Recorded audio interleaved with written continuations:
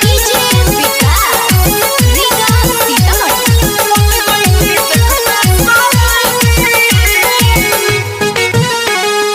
आप सुन रहे हैं अमित पटेल की आवाज में।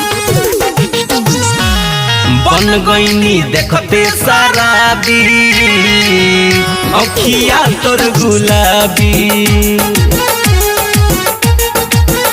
हाय बन गईनी देखते शराबी अखिया तोर गुलाबी।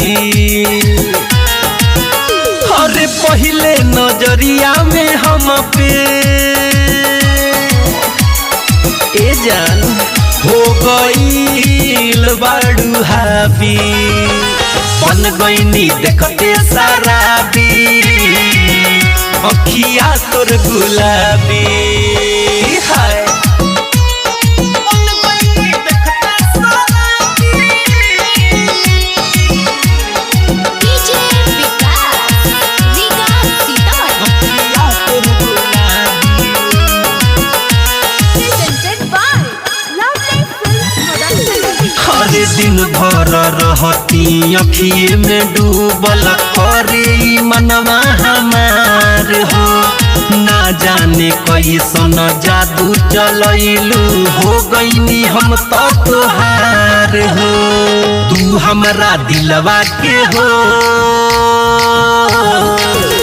है जान हो चाभी। बन गईनी देखते शराबी अखिया तोर गुलाबी। अखिया तोर गुलाबी। Music by Gaurav Roshan. DJ Vikas Riga Sitamarhi.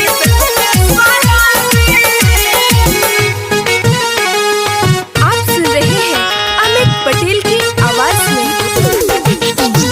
हरे ना जाने कैसन रोग बाधइले भइल बा पागल के भेष हो। कहिए से तुहारा पीछा वाला गलय अमित दिवाकर मुकेश हो। नहीं तुहरा में तनको जा कवनो बा खराबी। बन गईनी देखते शराबी अखिया तोर गुलाबी। अरे पहले नजरिया में हम पे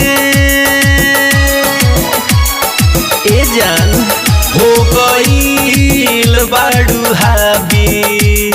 बन गईनी देखते शराबी अखिया तोर गुलाबी। हाय